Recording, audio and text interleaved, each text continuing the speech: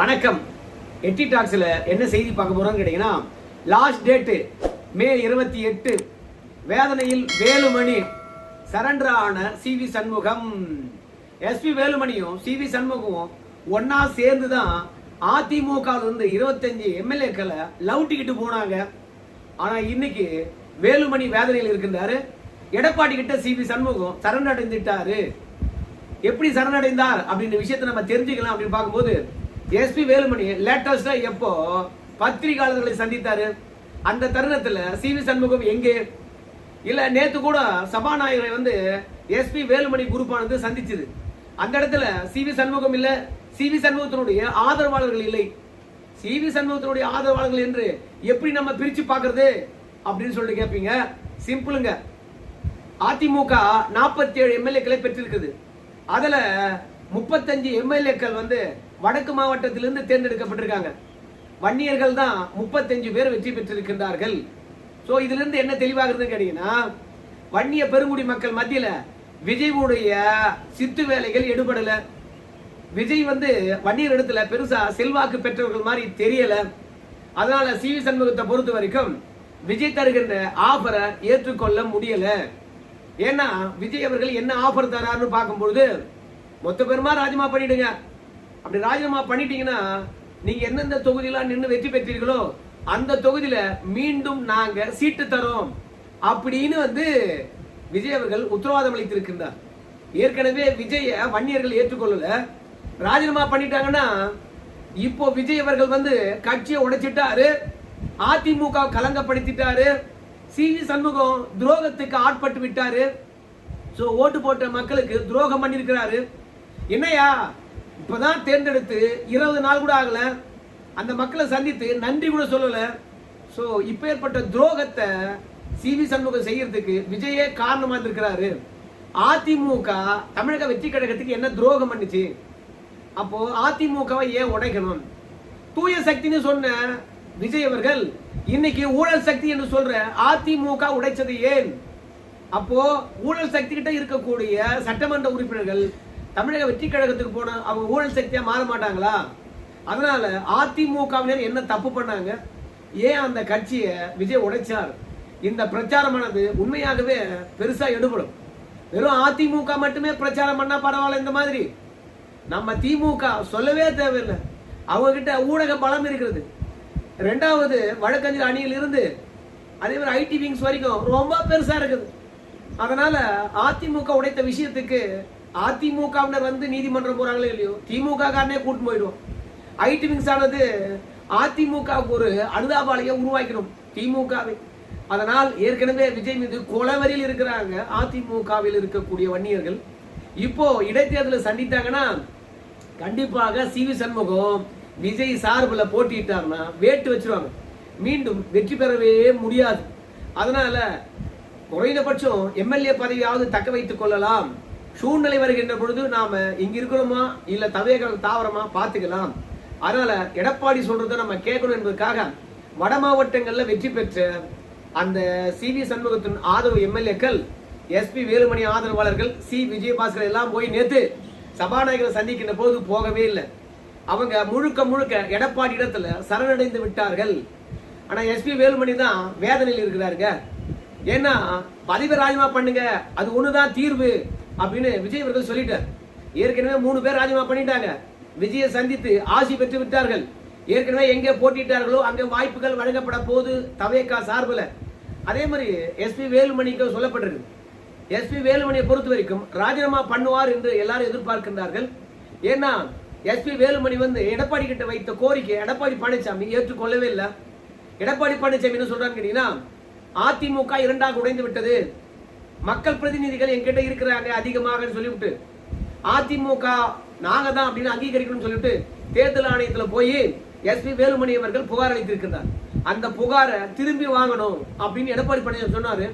அதே மாதிரி எடப்பாடி பழனிசாமி தேர்தல் ஆணையத்தில் கொடுத்திருக்கக்கூடிய புகாரையும் வாபஸ் வாங்கணும்னு சொன்னாங்க. பரஸ்பரம் 2 பேருமே வாபஸ் வாங்கிக்கலாம் அப்படின்னு ஒத்து வந்துட்டாங்க. ஆனால் எடப்பாடி பழனிசாமி ஒரு இடத்துல பாத்தீங்கன்னா கிரிப்பா இருக்கார்.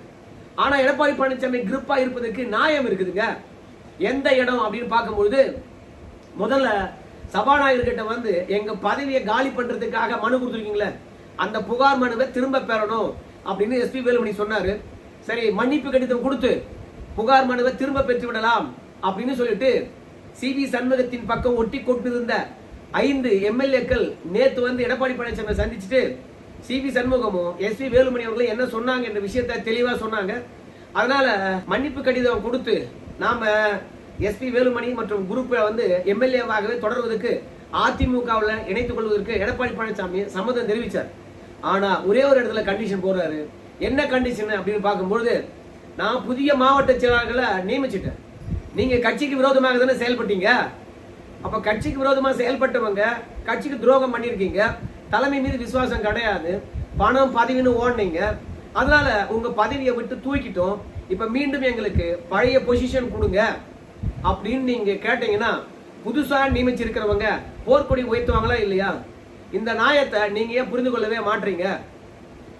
நீங்க போயிட்டீங்க, வந்துட்டீங்க, கொஞ்ச நாள் வேலை செய்யுங்க, அதுக்கப்புறம் மாவட்ட செயலாளர் இருக்கக்கூடியவங்களே வந்து எப்பா கட்சியில மூத்தவங்க இருக்காங்க, ஏற்கனவே இந்த போஸ்டிங்ல இருக்கிறாங்க, ஸோ விட்டு கொடுக்கலாம் அப்படின்னு சொல்லிட்டு அவங்க மனசு மாறிச்சுன்னா மீண்டும் படிப்படியாக பழைய நிலைக்கு நான் உங்களை உயர்த்துறேன், கொஞ்சம் பொறுத்துக்குங்க அப்படின்னு எடப்பாடி பழனிசாமி சொல்றாரு. ஆனா எஸ்பி வேலுமணியை பொறுத்த வரைக்கும், நான் தலைமை நிலைய செயலாளராக இருந்தேன், அந்த பதவி எனக்கு வேணும், அவ்வளவுதான். அதே மாதிரி ஏற்கனவே மாவட்ட செயலாளர் இருந்த 36 பேரும் மாவட்ட செயலாளர் ஆகணும், அவ்வளவுதான் அப்படின்னு வந்து அழுத்தம் திருத்தமாக எஸ்பி வேலுமணி கோரிக்கை வைக்கிறார். ஆனா எடப்பாடி பழனிசாமியை பொறுத்த வரைக்கும், நான் புது ஆளை வந்து நியமிச்சுட்டேன், நான் வந்து மீண்டும் உங்களுக்கு அந்த வாய்ப்பு தரமாட்டேன், சட்டமன்ற உறுப்பினராக இருங்க, அதிமுகவில் இருங்க, வேலை செய்யுங்க அப்படின்னு வந்து எடப்பாடி சொல்றாரு. அப்படி சொல்றதுக்கு எடப்பாடி பழனிசாமிக்கு இன்னொரு கணக்கும் இருக்கு. ஏன்னா இந்த 36 பேரும் எஸ்பி வேலுமணி சிவி சண்முகத்துடைய ஆதரவாளர்கள். அவங்க மாவட்ட செயலாளர்களா இப்ப இல்ல, எடுத்துட்டாங்க. ஒருவேளை பழையபடி மாவட்ட செயலாளராக கொடுத்தாங்கன்னு வச்சுங்களேன், இப்ப அதிமுக எப்பயா இருந்தாலும் சரி டிசம்பர் மாசத்துக்குள்ளாக பொதுக்குழுவை கூட்டித்தான் ஆகணும், தேர்தல் ஆணையத்துடைய விதி. அதனால இப்போ 5 மாசம் முடிஞ்சு 6வது மாசம் தொடங்க போகுது. இன்னும் ஒரு 5 மாசத்துல பொதுக்குழுவை கூட்டியே ஆகணும். அப்படி பொதுக்குழுவை கூட்டுகின்ற போது இப்ப எஸ்பி வேலுமணியுடைய ஆதரவாளர்களும் சிவி சண்முகத்துடைய ஆதரவாளர்களும் 36 பேர் மாவட்ட செயலாளர்களா இருந்தாங்கன்னு வச்சுங்களேன், எப்போது வேண்டுமானாலும் சரி எஸ்பி வேலுமணியோ இல்ல சிவி சண்முகமோ பொதுச் செயலாளருக்கு போட்டியிடலாம். ஏன்னா அதிமுகவுடைய விதிகள் அதுதான் சொல்லுது. 10 மாவட்ட செயலாளர்கள் வழிமொழிய 10 மாவட்ட செயலாளர்கள் முன்மொழிய இருந்தாங்கன்னா அவங்க பொதுச் செயலாளர் பதவிக்கு போட்டியிடலாம் அப்படின்ட்டு.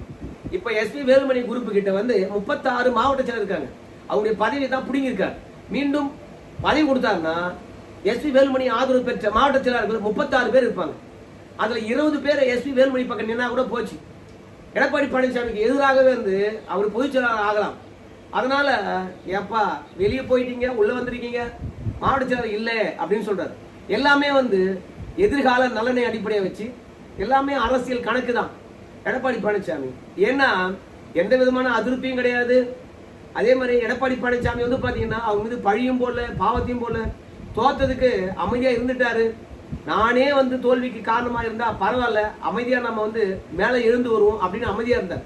ஆனா எடப்பாடி பழனிசாமி பொதுச்செயலாளர் என்று கூட நினைச்சு பார்க்காம அந்த மனுஷன் பல கஷ்டமான தருணங்கள்ல நீதிமன்றமா ஏறி கட்சியை காப்பாத்தினா. எத்தனையோ பேர் திமுக உதவிகள் வந்து கட்சியை உடைக்கணும்னு பார்த்தாங்க. கஷ்ட காலத்துல வந்து கட்சியை கட்டமைத்து தேர்தல் வரைக்கும் கொண்டு வந்து 53 இடங்கள்ல வெற்றி பெற வச்ச எடப்பாடி பழனிசாமி கிட்ட ஒரு வார்த்தை கூட சொல்லாம விஜய்க்கு ஆதரவளிக்கிறோம்னு சொல்லிட்டு முடிவெடுத்து போறாங்கன்னா கட்சிக்குள்ள சேர்த்தா எப்போது வேண்டுமானாலும் என்ன முடிவு வேண்டுமானாலும் இவங்க எடுப்பாங்களா இல்லையா? அதனால எடப்பாடி பழனிசாமியை பொறுத்த வரைக்கும் மாவட்ட செயலாளர் பதவியெல்லாம் கேட்காது, ஏற்கனவே இருந்த பதவியெல்லாம் கேட்காது. அதனால நம்மளை பொறுத்த வரைக்கும் நீ வந்து கட்சிக்குள்ள இருக்கணும், சட்டமன்ற உறுப்பினராக இருக்கணும்னா சபாநாயகர்கிட்ட கொடுத்த புகாரை திரும்ப பெறுகின்றேன், வந்து சேர்ந்துக்குங்க அப்படின்னு வந்து எடப்பாடி பழனிசாமி சொல்றாரு. ஆனால் இதுவெல்லாம் மே மாசம் 28ஆம் தேதி வரைக்கும் தான். இன்னைக்கு 26 தேதி, இன்னும் 2 நாள் இருக்கு. அந்த 2 நாள் முடிந்து போய்விட்டால் எடப்பாடி பழனிசாமி சபாநாயகருக்கு நெருக்கடி கொடுக்கலாம், இல்லையா சபாநாயகரே வந்து முடிவெடுத்து விடலாம். ஏன்னா கடிதம் கொடுத்து 15 நாள் வரைக்கும் அவங்களுக்கு கால அவகாசம் இருக்குது. அதனால அவங்க எந்த விதமான முடிவும் எடுக்க மாட்டாங்க, எடுக்க கூடாது. ஆனா அந்த 15 நாளைக்கு பிறகு சபாநாயகர் எப்போது வேண்டுமானாலும் என்ன முடிவு வேண்டுமானாலும் எடுக்கலாம். அதே மாதிரி 15 நாளுக்கு பிறகு எடப்பாடி பழனிசாமி நீதிமன்றத்துக்கு கூட நாடலாம். நீதிமன்றமானது நல்லா தெரியுது, சட்டப்பேரவையில் கட்சி தாவி ஓட்டு போட்டுக்கான்னு சொல்லிவிட்டு எங்க போனாலும் சரி எடப்பாடி பழனிசாமி நியமித்தவங்க தான் வந்து கொறடா. அதாவது சட்டமன்ற உறுப்பினர் எண்ணிக்கையின் அடிப்படையில் பார்த்தா கூட இன்னைக்கு எஸ்பி வேலுமணி பக்கத்துல 17 பேர், எடப்பாடி பக்கம் வந்து 27 பேர். அதனால இவங்க பக்கம் தான் சட்டமன்ற உறுப்பினர் எண்ணிக்கை அதிகமா இருக்குது. நீதிமன்றம் போனாலும் சரி எஸ்பி வேலுமணி சிவி சண்முகத்தினுடைய கோரிக்கை எடுபடாது. அதனால இப்போதைக்கு எஸ்பி வேலுமணி என்ன முடிவெடுக்குது அப்படின்னு தெரியல. கொங்கு மண்டலத்தில் இருக்கக்கூடியவங்க இந்த முறை விஜய்க்கு சூப்பரா ஓட்டு போட்டிருக்காங்க. ஏன்னா திமுக கோடி கோடியா செலவழித்து கொங்கு மண்டலத்துல 3 இடங்கள் தான் வெற்றி பெற்றது. அதிமுகவில் ஒரே ஒரு இடம் தான் கோவையில் எஸ்பி வேலுமணி மட்டும். ஸோ கொங்கு மண்டலம் முழுவதும் அதிமுக கோட்டை. ஆனா அந்த கோட்டை வந்து எம்ஜிஆருக்காக ஜெயலலிதாக்காக இருந்தது போல இருக்குது. பாஜக செல்வாக்கு பெற்ற இடம் வந்து கோயம்புத்தூர் கொங்கு மண்டலம் அப்படின்வாங்க. அது கூட எடுபடாம விஜய்க்கு மொத்த பேருமே ஓட்டு போட்டுக்கிறாங்க. அதனால விஜய கொங்கு மண்டல மக்கள் ஏற்றுக்கொண்டது மாதிரி தெரியுது. அதனால் துணிச்சலாக பதவி ராஜினாமா பண்ணிடுவோமா, அப்படி ராஜினாமா பண்ணிட்டு சட்டமன்ற உறுப்பினராக நம்ம ஆனாலும் விஜய் எந்த அளவுக்கு முக்கியத்துவம் கொடுப்பாரு. அது மட்டும் இல்ல, அதிமுக உடைச்சுக்கிட்டு போய் தவேகாவில் இணைவது என்பதெல்லாம் நம்முடைய அரசியல் வாழ்க்கைக்கு கரும்புள்ளையா இருக்காதா? கடைசி வரைக்கும் நம்மளை தூற்ற மாட்டாங்களா? எஸ்பி வேலுமணி என்றாலே நம்பிக்கை துரோகம், எஸ்பி வேலுமணி என்றாலே விசுவாசம் இல்லாதவன், அந்த முத்திரை குத்தப்படுமே. ஏன்னா இப்ப காங்கிரஸ் கட்சியானது திமுக கூட்டணியில் இருந்தது. அது திமுக துரோகம் பண்ணிட்டு விஜயிடத்துல போய் சேர்ந்துடுச்சு. ஆனா இன்னைக்கு திமுக காரங்க என்ன சொல்றாங்க, ஏயா திமுக முதுகுலயே வந்து காங்கிரஸ் கட்சிக்காரன் குத்திட்டான். 20 ஆண்டு காலமாக தூக்கி சுமத்தோம். 1 வருஷம் 2 வருஷம் கிடையாது, 20 ஆண்டு காலம் தூக்கி சுமந்தோம். நீண்ட காலமாக தூக்கி சுமந்தவர்கள், பல கஷ்டமான தருணங்கள்ல காங்கிரஸ் தமிழகத்துல கால் ஒன்ற வைத்தவர்கள். இலங்கை படுகொலைக்கு பிறகு காங்கிரஸ்காரனை பார்த்தாவே அடிக்கணும்ன்ற எண்ணம் இருந்தது. அதையெல்லாம் மாற்றினது திமுக. அவனுக்கே வந்து முதுகுல குத்திட்டு ஓடிட்டான்னா அப்புறம் தவேகா ஏமாத்திரம். ஏன் அவன் முதுகுல குத்த மாட்டானா? அதனால காங்கிரஸ் நம்பிக்கைக்குரிய கட்சி இல்லை அப்படின்னு, ஒரு கட்சியே வந்து நம்பிக்கைக்குரிய கட்சி இல்லை அப்படின்னு அடையாளப்படுத்துகின்ற போது விஜய் காங்கிரஸை சந்தேக கண்ணுடன் பார்க்கணும் அப்படின்னு கோரிக்கை வைக்கும் போது எஸ்பி வேலுமணி எல்லாம் கிட்டத்தட்ட 30 ஆண்டு காலமாக அதிமுக இருந்து பலன் பெற்றவர். அதிமுகவில் பெறாத அமைச்சர் பதவிகளே இல்லை என்று சொல்லலாம். அவ்வளவு சுகத்தையும் அவ்வளோ வளங்களையும் நலங்களையும் பெற்ற எஸ்பி வேலுமணி இன்னைக்கு அந்த கட்சி வேணாம்னு சொல்லிட்டு அந்த கட்சிக்கு துரோகம் பண்ணிட்டு தவேகாக போறாரு. அங்க போன உடனே விஜய் அவர்கள் முழுமையான நம்பிக்கை வச்சிருவாரா? சந்தேக கண்ணுடன் பார்க்க மாட்டாங்களா? ஆதவ அர்ஜுனா கட்சி உடைக்கிறாரா இல்லையோ, எஸ்பி வேலுமணி கட்சி உடைக்க மாட்டாருன்றதுக்கு என்ன உத்தரவாதம்? அதனால இப்ப ராஜினாமா பண்ணிட்டு வந்துருங்க அப்படின்னு சொல்லலாம் மாற்று கட்சியில் இருக்கின்ற போது. ஆனா அவங்க கட்சிக்கு போயிட்ட பிறகு எப்படி மதிப்பார்? செங்கோட்டையனுக்கு என்ன மதிப்பு மரியாதை இருக்குன்னு சொல்லிட்டு எஸ்பி வேலுமணிக்கு நல்லாவே தெரியும். இன்னைக்கு அமைச்சராக இருக்கின்றார், அது ஒரு லக்கு. ஆனா அமைச்சராவதுக்கு முன்பாக செங்கோட்டையன் எப்படி புலம்புனாங்க அப்படின்றது எஸ்பி வேலுமணிக்கு நல்லா தெரியும். யாரும் வந்துடாதீங்க, நான் படுறதே போதும் என்று செங்கோட்டையன் வெளிப்படையா சொன்னதெல்லாம் நம்ம பார்த்துக்கோம். அதனால எடப்பாடி மாதிரி நம்முடைய விஜய் இருக்க மாட்டாரு. எடப்பாடியை என்னைக்கு வேண்டுமானாலும் போய் சந்திக்கலாம். எடப்பாடிக்கு பிறகு கூட அதிமுக எஸ்பி வேலுமணி கட்சியை கைப்பற்றலாம். ஆனா தவேகாவில் அதனால உரிய அங்கீகாரம் இருக்குமா இருக்காதா, ராஜினாமா பண்ணலாமா பண்ணக்கூடாது என்று சொல்லிட்டு எஸ்பி வேலுமணி அவர்கள் வேதனை இருக்கின்றார். மே 28 தான் லாஸ்ட் டேட்டு. 2 நாளைக்குள்ள என்ன முடிவெடுக்க போறாருன்னு நம்ம பொறுத்துட்டு பார்க்கலாம். ஆனா சிவி சண்முகம் டோட்டலா சரணடைஞ்சிட்டாரு. எடப்பாடி பழனிசாமி என்ன கண்டிஷன் போட்டாலும் ஏத்துக்கிறேன்னு சொல்லியிருக்கிறாரு. ஸோ மொத்தத்துல சிவி சண்முகம் எடுத்திருக்கின்ற முடிவு நல்ல முடிவு என்று நினைக்கின்றேன். அமைதியாகவும் இருக்கின்றார். அதிமுக எழுந்து வருமா அப்படின்ற கேள்வியுடன் இந்த வீடியோ நான் முடிக்கிறேன். நன்றிங்க.